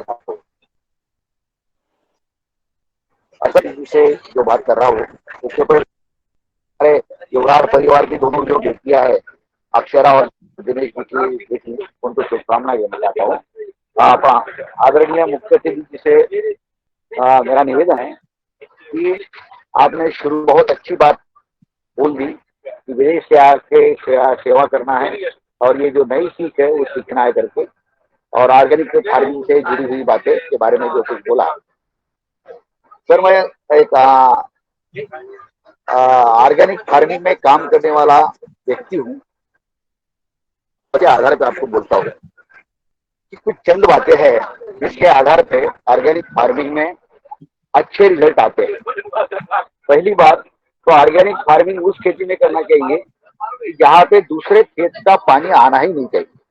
हम किसान को वही सलाह देते हैं कि दूसरे खेती का बारिश का पानी आता है या अपने यहाँ पे जहाँ अपने भी खेत में जहाँ पे ऊपर का पानी नीचे में आता है, ऐसी जगह पे ऑर्गेनिक फार्मिंग करना ही नहीं, पहली बुनियाद है। दूसरी चीज होती है बॉर्डर क्रॉप की, कि जो मेड़ होती है जिसको बॉर्डर बोलेंगे, उसमें से करीबन 10 या 15 फीट 20 फीट वो बॉर्डर क्रॉप हमने लगाना चाहिए, चाहे मक्का हो, जवार हो, बाजरा हो, ताकि बाजू के खेत के पोलन ग्रेन्स जो है वो हमारे यहाँ पे नहीं आनी चाहिए। तो ये दूसरी उसकी नसीहत जो होती है। अगर मेड़ पे आपने पेड़ लगा दिए हैं जो स्ट्रेट बढ़ने वाले हैं, और जैसे नीलगिरी है, सुबाबुल है, बांस है, कोई भी है, जो यानी एक बॉर्डर बना देंगे ताकि बाजू वाले के पोलन ग्रेन्स आएंगे ही नहीं, तो निश्चित रूप से छोटे खेत में भी जो हमको प्रिवेंटिव मेजर्स है, तो वो प्रिवेंटिव मेजर्स करके छोटे खेत में भी हम जो एनवायरमेंट है वो ऑर्गेनिक फार्मिंग के लिए बहुत अच्छी बना सकते हैं। तो ये तो थ्योरी नहीं, मैं प्रैक्टिकल के साथ में बात करता हूँ। मैं कुछ उदाहरण देता हूँ, जैसा कि हम वर्धा में है, अभी नागपुर वर्धा जो महात्मा जी का है, और वहां पे इस साल सर ऐसा एक आवाज किसान कट रहा है। है आपका थोड़ा। हाँ सर, मैं अभी ट्रेन में हूँ, इसलिए सिर्फ बस बात इतनी ही बोल रहा हूँ कि ऐसा भी एक किसान है इस साल भी, जो अपन वीडियो के माध्यम से या कभी न्यूज के माध्यम से भी देख सकते हो कि वर्धा नागपुर में बहुत रेन हुई है और क्रॉप सब डिस्ट्रॉय हुए हैं, लेकिन 8 साल से खेती करने वाला ऑर्गेनिक फार्मिंग वाला किसान पर एकड़ दाल का, अरहर का उत्पाद 20 से 25 क्विंटल आएगा, ये दावे के साथ बोल रहा है। तो ऐसे कई किसान है, कई उत्पाद है जो ऑर्गेनिक फार्मिंग का रेगुलर काम करते हैं। ऐसे कई उदाहरण आपको देखने को मिलेंगे। आपका जो बैंगन का प्रोड्यूस कम आया, तो पहले साल में प्रोड्यूस बैंगन का नहीं, हर क्रॉप का कम आता है, हम दावे के साथ बोलते हैं। और उसमें अर्थवर्म और बाकी माइक्रोब ये बढ़ते बढ़ते मिनिमम 3 साल लगते हैं, और चौथे साल से ही नॉर्मल उत्पाद आना शुरू होता है। मैं यह अपडेट देना चाहता हूँ, और इस बारे इस संदर्भ में आप अलग से भी मेरे से बात कर सकते हो, क्योंकि नेटवर्क में शायद प्रॉब्लम है। बस हाँ, यही बात बोल के मैं मेरे वाणी को विराम करता हूँ। धन्यवाद।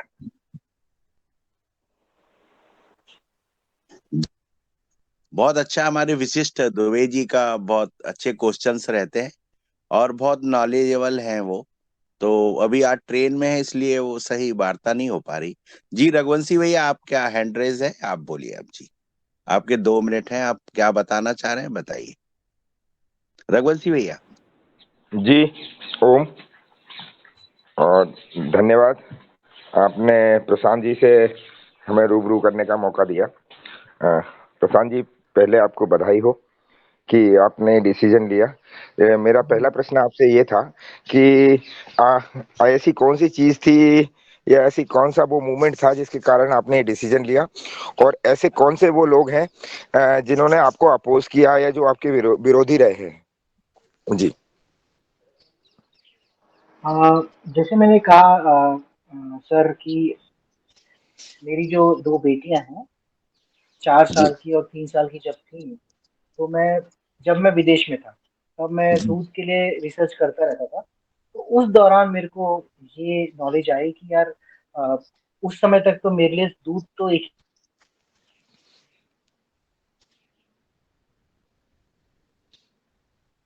भैंस का प्रशांत हो, जी, गाय आपकी का हो, आवाज ना आ रही। जर्सी का हो, किसी का भी हो, एक ही था दूध। तो उस दौरान मेरे को ये नॉलेज हाँ मिला जी कि यार जी, इससे अभी आ बेटर। रही है। अब आ रही है सर? हाँ हाँ। तो तब जाके मेरे को पता चला कि कितना श्रेष्ठ दूध है देसी गोवंश का। तो एक तो वो ड्राइवर था मेरे लिए। और देखिए चैलेंजेस तो हर तरफ से आती हैं, कभी कभी फैमिली से भी आती हैं और दोस्तों से भी आती हैं, कभी कभी वही आपको सपोर्ट भी करते हैं। तो मैं तो बेसिकली अपने चैलेंजेस को एड्रेस करने के लिए सॉल्यूशन पे ज़्यादा फोकस करता हूँ। चैलेंजेस तो आती रहेंगी। और देखिए कोई भी काम को रिव्यू करने के लिए आपके लिए चैलेंजेस जरूरी हैं कि आप सही रास्ते में जा रहे हो नहीं जा रहे हो। अगर आपका दिमाग ये कहता रहे कि आप सही रास्ते में जा रहे हो तो आपका कोई रिव्यू नहीं हो रहा है। तो जब तक आपको चैलेंजेस नहीं आएंगे, कोई आपको क्वेश्चन नहीं करेगा, तो वो डायरेक्शन कोर्स करेक्शन होगा नहीं। तो वो इम्पोर्टेंट है इस काम में।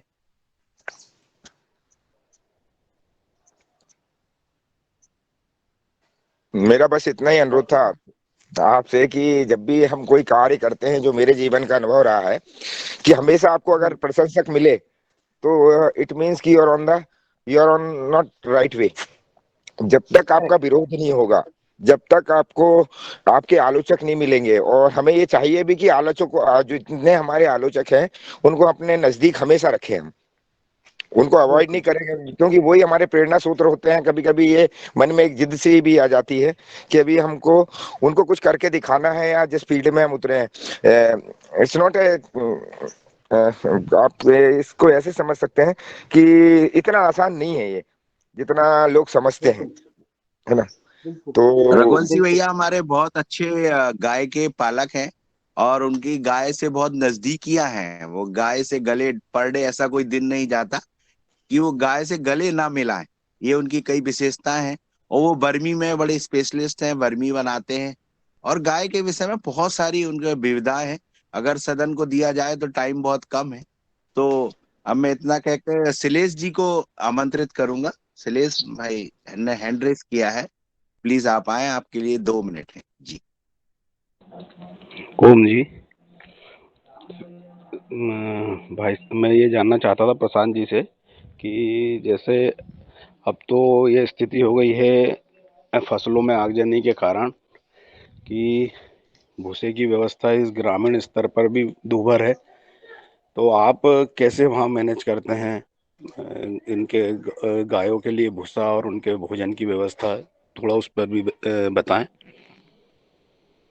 शैलेश जी बहुत अच्छा सवाल है आपका। प्रणाम। आ, ये तो यूनिवर्सल प्रॉब्लम है, जो भूसे का रेट बढ़ना, अवेलेबिलिटी कम होना। और किसान स्टॉकिंग कितना कर सकेंगे, एक लिमिटेड लेवल होता है स्टॉकिंग करने का। सो मैं अपना पर्सनल एक्सपीरियंस शेयर करता हूँ। वो हो सकता है किसी के काम आए, किसी को कुछ और सोचना पड़े। अ, देखिए अगर आपको गाय का काम करना है या डेयरी, मोटे मोटे तौर पे डेयरी का काम करना है, तो खुद की जमीन होना बहुत इम्पोर्टेंट है। मैं करंटली रेंटल जमीन पे कर रहा हूँ क्योंकि मेरे पास खुद की जमीन नहीं है। तो मेरे को ये बहुत बड़ा चैलेंज मेरे को फेस करना पड़ता है। खुद की जमीन का कारण ये है कि आपको जो हरा चारा है उसकी पूर्ति साल भर होनी चाहिए। अगर जिस भी किसान के पास में भरपूर हरा चारा होगा तो उसकी जो निर्भरता है भूसे पे वो बहुत कम हो जाती है। मुश्किल से 15-20% निर्भरता हो जाती है। अगर आप एक अच्छे तरीके का भूसे का सॉरी हरे चारे का कॉम्बिनेशन रखें, इसमें लिग्यूमिनस हो गया आपका, और फाइबर और प्रोटीन रिच चारा हो गया। तो एक तो ये हो गया कि हरे चारे की भरपूर आप सप्लाई रखें साल भर के लिए। और आज की डेट में साल भर उगने वाले चारे हैं बहुत, जो सुपर नीपियर है, पैक्चोंग है, ये 15 पशुओं के लिए आपको साल भर का चारा मुहैया कराएंगे 1 एकड़ में। तो एक तो ये हो गया। दूसरा, जो भूसा होता है या पराल होती है, भूसा हो गया आपका वीट का रेसिड्यू, और पराल हो गया आपका राइस का रेसिड्यू। ये दोनों चीजें हम खिलाते तो हैं पशुओं को, एक ट्रेडिशनल टाइम से, बहुत पुराने टाइम से हम खिला रहे हैं। पर आज का रिसर्च ये शो करता है कि ये एफिशिएंट नहीं है। मतलब ये पशु को अगर इनके इनके अलावा आप साइलेज खिलाएं, जैसे मक्के का अचार बोलते हैं, उसकी तरफ ले जाएं, या फिर दाल का जो रेसिड्यू होता है, दाल की फसल का रेसिड्यू होता है, वो खिलाएं, तो वो ज़्यादा अच्छा होता है। मूंगफली का जो रेसिड्यू होता है, मूंगफली की फसल का रेसिड्यू होता है, वो खिलाएं, वो ज़्यादा अच्छा होता है। तो किसानों को थोड़ा सा क्रिएटिव सोचना पड़ेगा। जैसे जैसे सिचुएशन हमारी बिगड़ती जा रही है भूसे की कमी की वजह से, तो दूसरे ऑल्टरनेटिव्स के ऊपर हमें ध्यान देना पड़ेगा। जैसे सितंबर अक्टूबर का टाइम होता है, उस समय राजस्थान में सबसे ज्यादा मूंगफली की फसल की हार्वेस्टिंग होती है। तो उस टाइम पे अगर आप मूंगफली की जो रेसिड्यू है उसको स्टॉक कर रही हैं तो सबसे ज्यादा फायदा होता है अगले 3-4 महीनों के लिए। फिर आपका जब सीजन में भूसा आएगा तब उसको आप स्टॉक करिए। फिर जब सीजन में पराल आएगा तो उसको आप स्टॉक करिए। तो एक या दो चीजों के अलावा आप 3 या 4 चीजों पे अगर निर्भर रहेंगे तो आपको ऑटोमेटिकली आपकी जो सप्लाई एंड डिमांड का जो प्रॉब्लम्स है उनसे बाहर निकल पाएंगे। और एक और मेरा पर्सनल एक्सपीरियंस जो मैं आपको शेयर करना चाहूँगा, डेयरी और डेयरी स्पेसिफिक लोगों को खल की बहुत ज़्यादा डिमांड होती है। जैसे सरसों का खल हो गया या फिर बिनौले का खल हो गया, जो दूध में फैट लेके आता है और पशुओं की हेल्थ को अच्छा रखता है। इसकी प्राइसिंग बहुत ज़्यादा होती है और सीजन में आप कितना भी स्टॉक कर लें पर इसकी प्राइसिंग ज़्यादा ही रहती है। तो इसके भी ऑल्टरनेटिव्स आपको ढूंढने पड़ेंगे। और 3 महीने तक अगर आप स्टॉक कर पाए तो आपके लिए वो बेनिफिशियल है। कि मैंने ये नोटिस किया कि कोई भी चीज़ का वो जो प्राइसिंग है वो 3 महीने से ज़्यादा तक उठा नहीं रहता। 3 महीने तक रहता है, उसके बाद उसकी प्राइसिंग नॉर्मलाइज हो जाती है। तो आपके पास हमेशा कोई भी प्रीमियम चीज़ की जो स्टॉकिंग है वो कम से कम 3 महीने की रखिएगा, जिससे आपको वो जो 3 महीने में आपको मजबूरन महंगा खरीदना पड़े उससे आप बचाव कर सकते हैं। आशा करता हूँ आपके सवाल का जवाब मिला मुझे। हमारे शरद बहुत भैया जो अच्छा और बहुत हैं, ये भी साइलेज का निर्माण करते हैं और काफी बड़े स्तर पर करते हैं। और अभी वर्तमान में भी इनके लगभग 70 से 80 एकड़ में मक्के की बोनी हुई है और बहुत अच्छी क्वालिटी का साइलेज बनाते हैं ये। शरद भैया थोड़ा कहाँ सा कहाँ बताएंगे पे? अपने। जी जी जी, बहुत अच्छा। हम लोग लगभग आपको बता दें प्रशांत जी कि हम लोग 70-80 एकड़ में अभी मक्का लगा हुआ है। और मेरे बहुत बढ़िया। विचार में भी आया जब मैंने देखा कि बहुत सारी गाय रोड पे घूम रही है, और मैंने अध्ययन किया कि ये पशु आहार की भारी कमी है। तो उससे मोटिवेट होकर मुझे भारत सरकार ने न्यूजीलैंड भेजा था, और वहां से मैं ये साइलेज के ऊपर गया। और आज मैं आदमियों का अनाज ना उगा के पशुओं का अनाज उगाता हूँ। और मैं बहुत अभी बढ़िया। साइलेज 10,000 कुंटल साइलेज बनाया मैंने जी। और दस बहुत हजार बढ़िया। कुंटल साइलेज बनाकर हमारे सदन में बहुत सारे ऐसे लोग हैं जो गाय पे बहुत इस विशिष्ट मतलब काम किए हुए हैं, और बहुत अच्छा लगता है।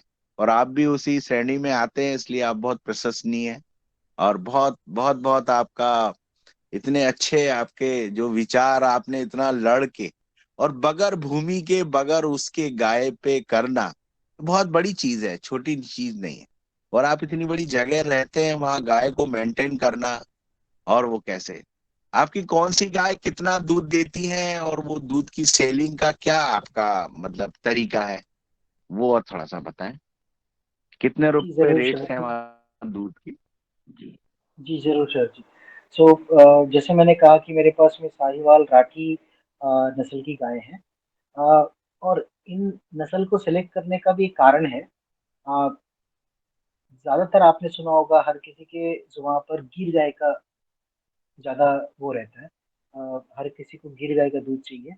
पर मेरा ये मानना है कि आपको उस गाय का दूध पीना चाहिए जो आपके local environment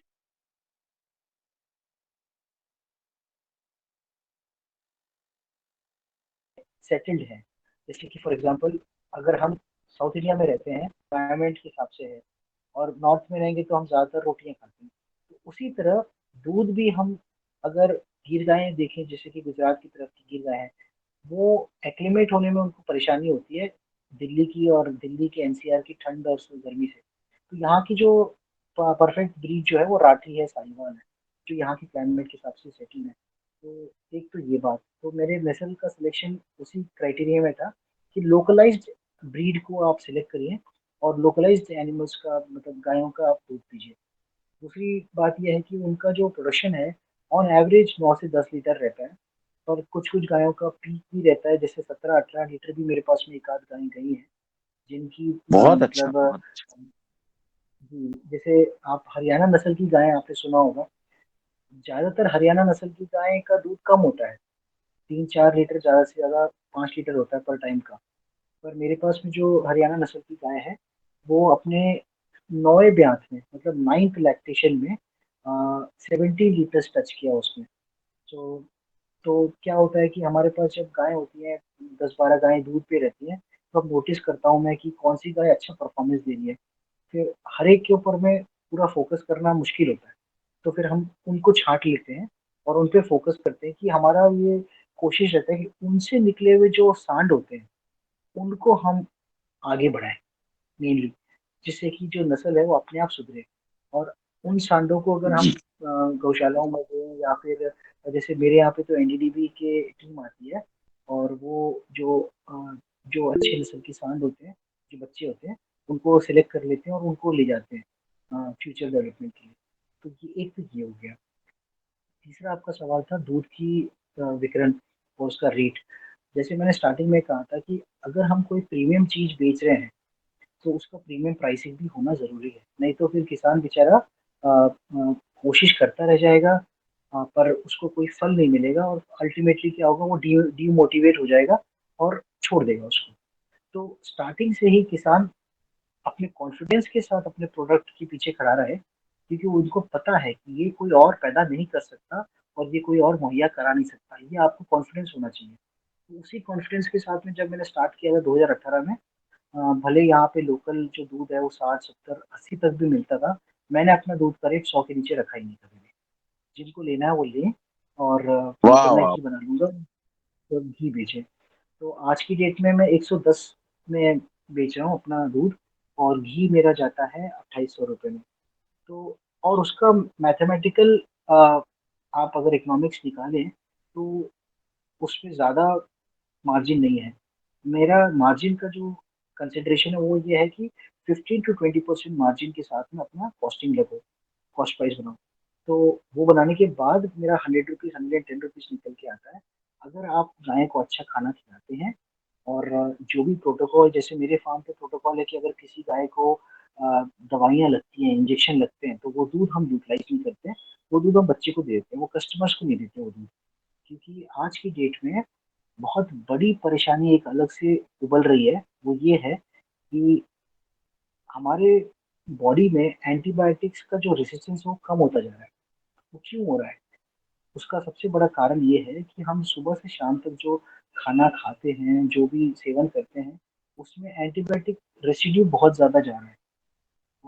for simple example बता देता हूँ आपको, जैसे कोई गाय बीमार होती है, उसको एंटीबायोटिक इंजेक्शन लगाया जाता है, जो कि लगाना पड़ता है जब उसको बहुत ज़्यादा बीमारी बढ़ जाती है। और उसका जो दूध है, वो अगर वितरित किया जाए और वो किसी बच्चे को वो दूध पिलाया जाए, तो उसकी बॉडी में एंटीबायोटिक का रेसिड्यू चला जाएगा और उसकी वजह से क्या होगा कि जो बच्चे की जो बॉडी है, वो एंटीबायोटिक रेजिस्टेंस पैदा कर लेगी जिसकी वजह से जब उसको बच्चा बीमार होगा, तो उसको अगर 100 एमजी की टैबलेट से काम हो जाना होता, पर उसका वो काम होगा नहीं, उसको 200 एमजी की टैबलेट देनी पड़ेगी क्योंकि उसने एंटीबायोटिक रेजिस्टेंस डेवलप कर लिया है ग्रेजुअली। तो ये एक बहुत बड़ा प्रॉब्लम है जिसको हमको एड्रेस करना है। तो मेरे जितने भी कस्टमर्स हैं उनको जो दूध जाता है वो निश्चिंत होते हैं कि हमको एंटीबायोटिक वाला दूध आता ही नहीं है। एक तो ये हो गया। ये प्रोटोकॉल्स अगर आपको फॉलो करनी है तो आपका दूध कॉस्टली हो जाता है। तो मोटा-मोटा मेरा जी जवाब जी, यही है इसका। बहुत अच्छा सर। सर एक हैंड रेज हुआ है अभी सर का, तो वो आपसे कुछ बात का वार्तालाप करना चाहते हैं। जी, हैंड रेज हुए, प्लीज क्वेश्चन करिए। जी ओम, सदन को प्रणाम और आदरणीय प्रशांत जी, आपको भी आपके प्रसाद को नमन। मैं लाल यादव, राज्य प्रभारी पतंजलि किसान सेवा समिति मध्य प्रदेश पूर्व। और बहुत अच्छा लगा आपको सुन करके। सुन रहा था चूंकि मैं बस में था, नेटवर्क में नहीं था। अभी अभी मैं हरिद्वार से ही लौट के आ रहा हूँ। 3-4 दिन आदरणीय परम पूज्य स्वामी जी और परम सिद्ध आचार्य जी और हमारे मार्गदर्शक आदरणीय पवन कुमार जी का सबका ऊर्जा लेकर के, मार्गदर्शन लेकर के, और मैं अभी अभी घर पहुंचा हूं। तो चूँकि आज तो 8:17 हो गए हैं, लेकिन कल हम हरिद्वार की बात करेंगे। परंतु आपने जो गाय के बारे में बोला है, मैं अभी ट्रेन में जैसे मैं दिल्ली आया तो दिल्ली के पास जो जमुना जी बह रही हैं, जमुना जी तो कहते हैं वो तो पूरा काला पानी और इतना जो गटर का नाला है टोटल बिल्कुल। और उसी के बगल में हमने देखा कि सब्जी लगी थी, गोभी भी लगी थी, टमाटर लगे थे, भटे लगे थे, सब कुछ लगा था, और वो गंदा पानी उस सब्जी में जा रहा है। और वो सब्जियां वो किसान तो खा नहीं रहा है, वो सब्जियां तो निश्चित है कि हम आपके घर जा रही हैं और हम आप ले रहे हैं। तो एक एक सीन मैंने ये देखा। दूसरा सीन ये देखा कि जैसा बकरा जाता है, बकरे को पत्ती खिलाई जाती है, लोग बांधते हैं और फिर वो कटता है, लेकिन उसको ये पता नहीं होता। जब वो खाता है उसको लगता है अरे हम कितने सुख में आ गए हैं, कितना अच्छा लग रहा है। और जो हम आप देखते हैं तो लगता है कि ये इसकी जो बलि तो होना ही है, इसको कटना है। हम आप देख रहे हैं कि ये जो सब्जियां हैं जो बड़े शहरों में जो लोग कर रहे हैं, वो बिल्कुल जहर है। और वो जब हमारे घर में जाती हैं और वो हमारे मासूम बच्चे खाते हैं, गर्भवती बहनें, माताएं बहनें खाती हैं, शिशु खाते हैं, और उसका असर जो गर्भ में पल रहे बच्चे पे होता है। जो दूध जो छोटे शिशु होते हैं, जो उन माँ का दूध पीते हैं, उन पर असर होता है। और जो खा रहे हैं वो उन माता पिता पर तो होता ही है। तो हम अपने परिवार को एक जहर ला के दे रहे हैं बाजार से। आपने जो विचार किया कि विदेश से जो है आपने यहाँ आकर के जो काम किया है, हमें ऐसा लगता है कि हम जैसे जो कई ऐसे महान पुरुष कहें या समाज के शोधक कहें या जिस देश को जिन्होंने आज़ाद कराया, आज जो हम जैविक और प्राकृतिक खेती के लिए संघर्ष कर रहे हैं, वही लड़ाई है जो आज़ादी में हुई थी। आज हमारा देश, हमें इससे आज़ाद करना है। परम पूज्य स्वामी जी ने योग, आयुर्वेद और हमारे परम सिद्ध आचार्य बालकृष्ण जी ने जो इतनी औषधियों की खोज की है।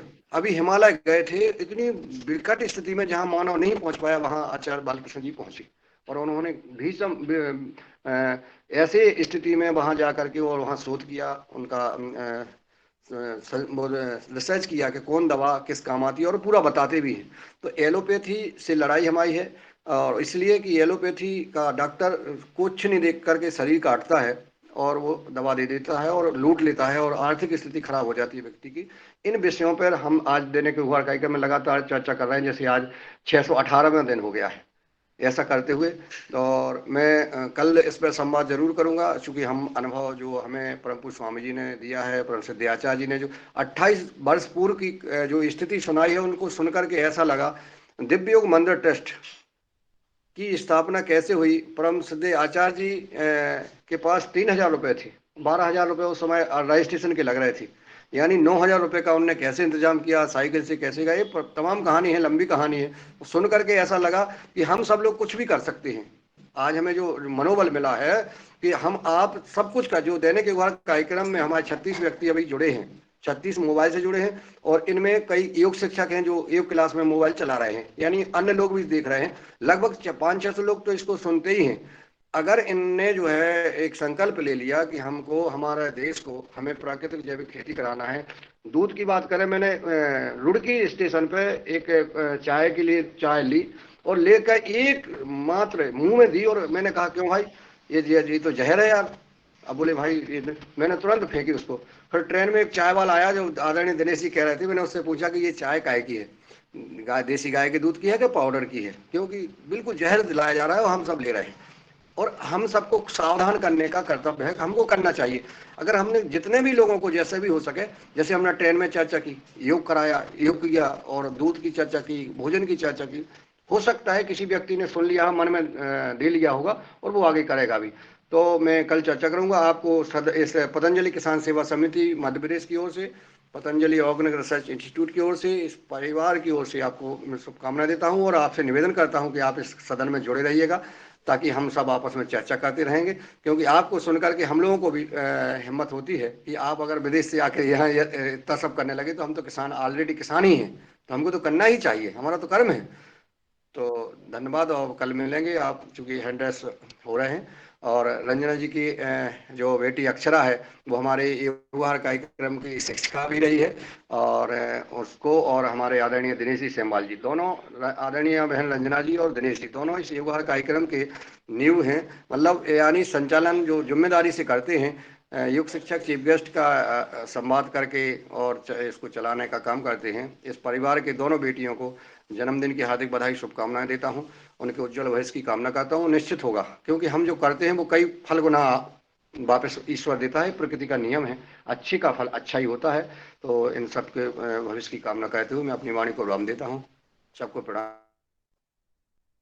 जी बहुत अच्छा मुनीलाल सर, हमारे बहुत मेन हमारे नींव के पत्थर हैं। और मुनीलाल सर का बहुत ऊर्जा बहुत है उनके अंदर, और गजब की ऊर्जा है वो। अगर स्वामी जी का कोई कार्यक्रम हो तो 24 घंटे अपनी ताकत लगाते हैं। जी हैंड रेस हुआ है, प्लीज अपना क्वेश्चन करिए।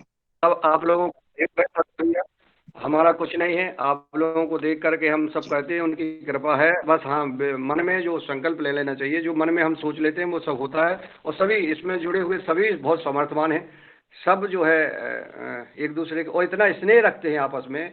परिवार का सगा भाई भी इतना संबंध प्रेम नहीं कर सकता है जो आपस में युगहर परिवार है। प्रशांत जी, चूंकि अब बीच में जो युगहर कार्यक्रम एक दिन हुआ था इटारसी में, शरद भैया उसके मुख्य रामकृष्ण जी हैं और कई हमारे प्रदीप राज वर्मा जी वगैरह सभी लोग हैं। यानी 3 दिन तक जब उसकी समीक्षा बैठक हुई, आपस में चर्चा हुई कि कैसा रहा कार्यक्रम, तो व्यक्तियों के आंखों से आंसू आए। और ये आंसू नकली नहीं आ सकते, आंसू नकली नहीं निकल सकते हैं। ये फिल्म की स्टोरी नहीं कि पानी लगा लो या कोई वो लगा लो जिससे आंसू निकल आए। ये 3 दिन तक लगातार कोई व्यक्ति बात नहीं कर पाता था, गला रुंध जाता था। इस प्रकार के जो भाव आना, ये बहुत बड़ी आत्मीयता है। और आपको ऐसा आज आभास भी हुआ होगा, कई मीटिंगें आपने अटेंड की होंगी सब कुछ, लेकिन जो स्नेह और प्रेम की और दिल से बात होती है, ये कहीं देखने को नहीं मिलेगा शायद, मेरा ऐसा। जी हाँ, बिल्कुल सत्य वचन। रमेश सर जी का हैंड रेस हुआ है। रमेश सर सादर आमंत्रित है नर्मदापुरम से। आइए, आपके लिए 2 मिनट। आज के संचालक बहुत तेज है भैया, 2 मिनट से ज्यादा नहीं दे सकूंगा। जी जी जी, रमेश सर आप लेट हो रहे हैं, आपका आधा मिनट गया, प्लीज क्वेश्चन करिए।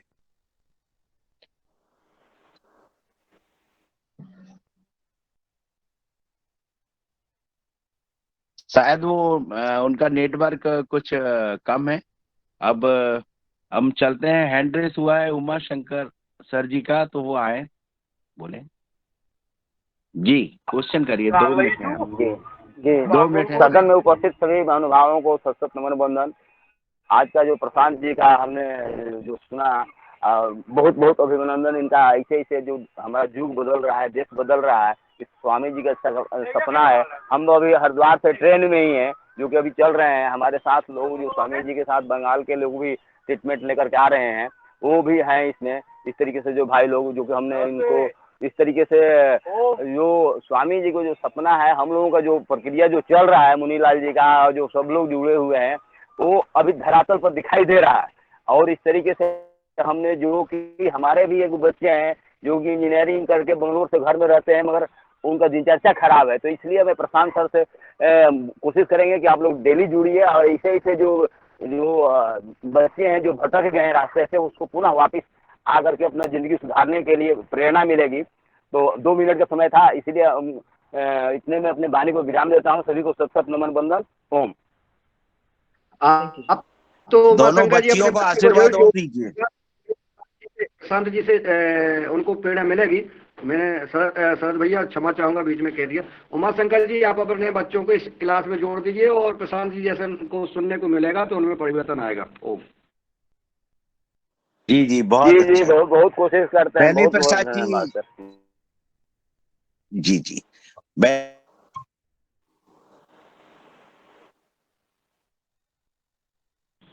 नैनी कुमार वर्मा जी।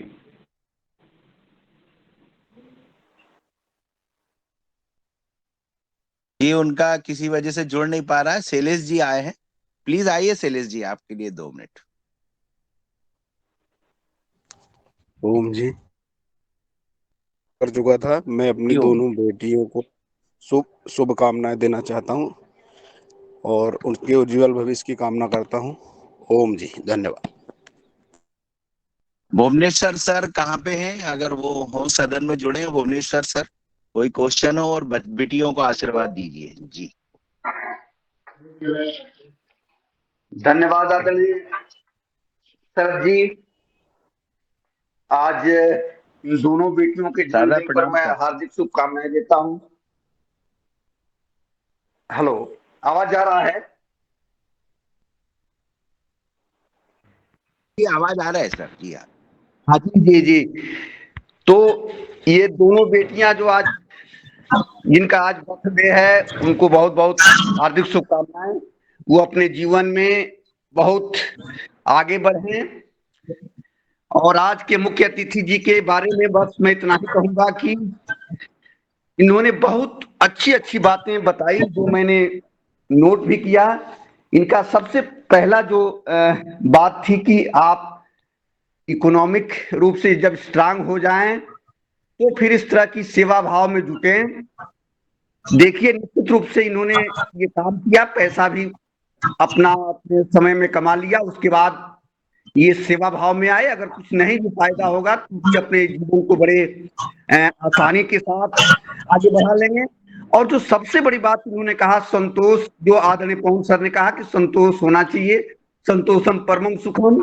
अगर संतोष है तो फिर कोई दिक्कत नहीं, आप जितना भी कमा लें कोई दिक्कत नहीं, कम भी कमाएं तो भी कोई दिक्कत नहीं।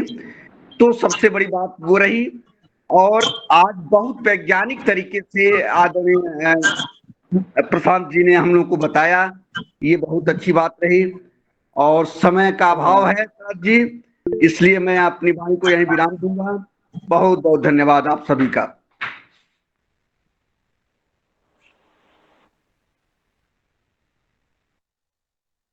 बेनी प्रसाद जी का हैंड रेस हुआ है, कुछ बोलना चाह रहे हैं क्या? बोलिए जी।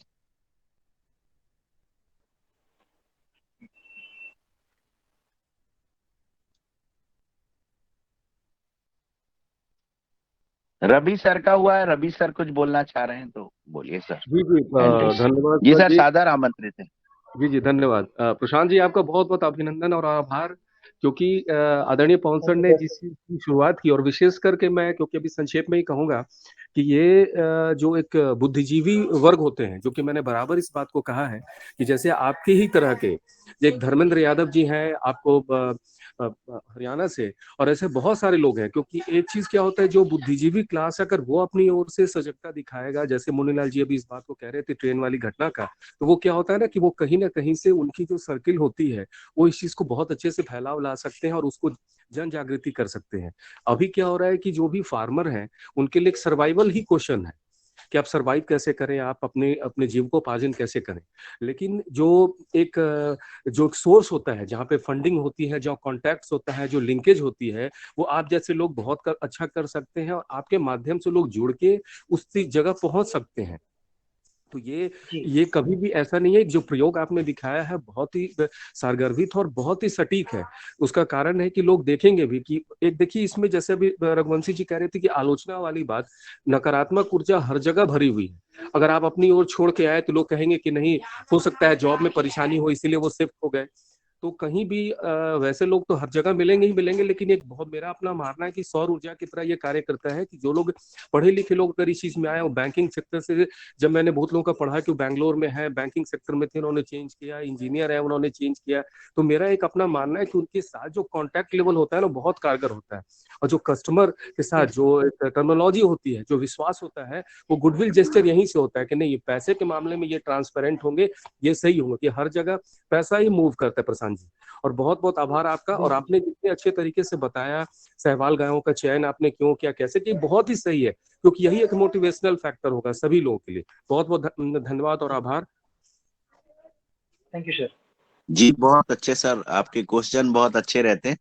रवि सर हमारे बहुत टेक्निकल क्वेश्चंस होते हैं और बहुत अच्छा उनका अनुभव हमें प्राप्त होता है। प्रशांत जी, आपका जो प्रेजेंटेशन रहा बहुत अच्छा रहा। एक यंग का इस समय लोगों को गाय छोड़ना है और आपका जुड़ना है, ये बहुत महत्वपूर्ण है कि लोग बाग इस समय डेयरियों से विलुप्त हो रहे हैं, अपनी गाय को रोड पे छोड़ रहे हैं, और आप वहां से आके आपने गाय पालन कार्य किया है, ये बहुत ही विशिष्ट है। जी सर का हैंड रेस हुआ है, प्लीज सर आइए सर। जी सर, मैं चाहूंगा कि चूंकि समय हो गया, रंजना जी को आमंत्रित कर लें और फिर इसके बाद जी सर। जी हमारी जो इस ग्रुप की धुरी है, हमारी बहन रंजना बहन, वो बहुत ही आज उनकी बच्ची का बर्थडे भी है और आपकी भी 2 बच्चियां हैं, ये सहयोग की बात है। बहुत अच्छा आज का सदन का जो प्रेजेंटेशन रहा है, बहुत पावरफुल। मैं रंजना बहन जी को सादर आमंत्रित करता हूं कि वो आके आभार व्यक्त करें और अपने विषय में बताएं। जी।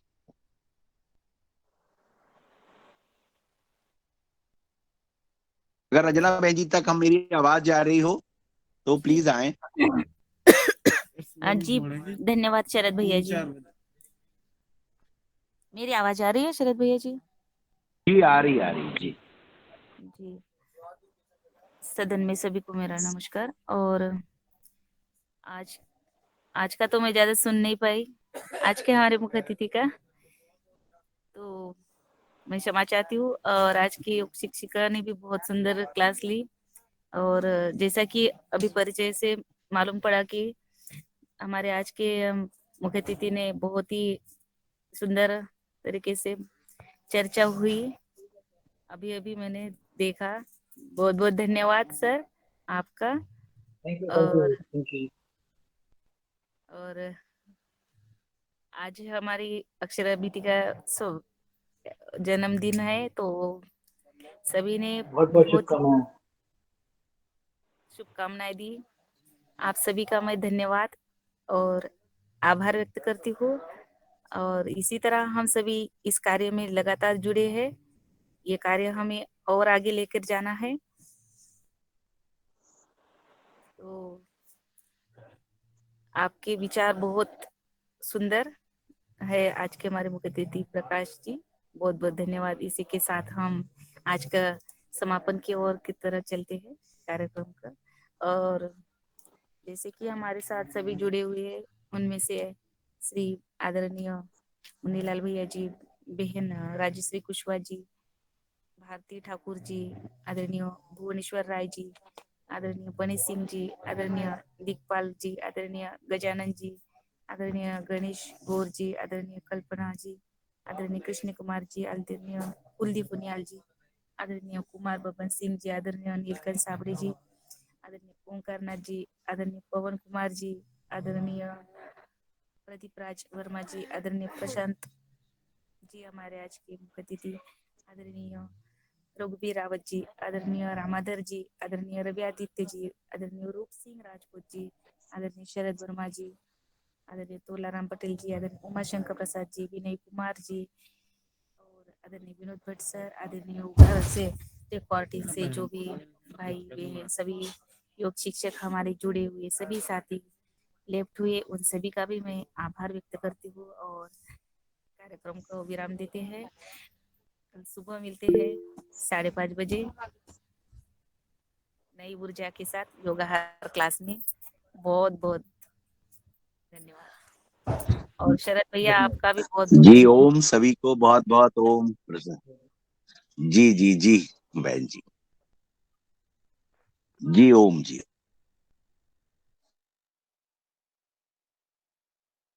सभी को ओम ओम जी ओम ओम ओम सभी को सादर ओम। और आज मैं चाहूँगा कि शायद प्रशांत जी को एक दिन और अगर कंटिन्यूस रख सकें, या एक दिन और आदरणीय दिनेश जी आमंत्रित करें। और सदन को प्रणाम। और सभी ने बहुत अच्छा आज संवाद हुआ, और इसी प्रकार का संवाद होता रहे। अन्य लोग भी जोड़ने का प्रयास करें, अन्य किसान भी, हमारे समाज सेवा परिवार के सदस्य भी इसमें जुड़ जाए तो और अच्छा रहेगा। सबको प्रणाम। जी ओम सर। ओम जी। रूप सिंह भैया को ओम लेट जोड़ने पे। भैया सभी को ओम। जी ओम जी ओम।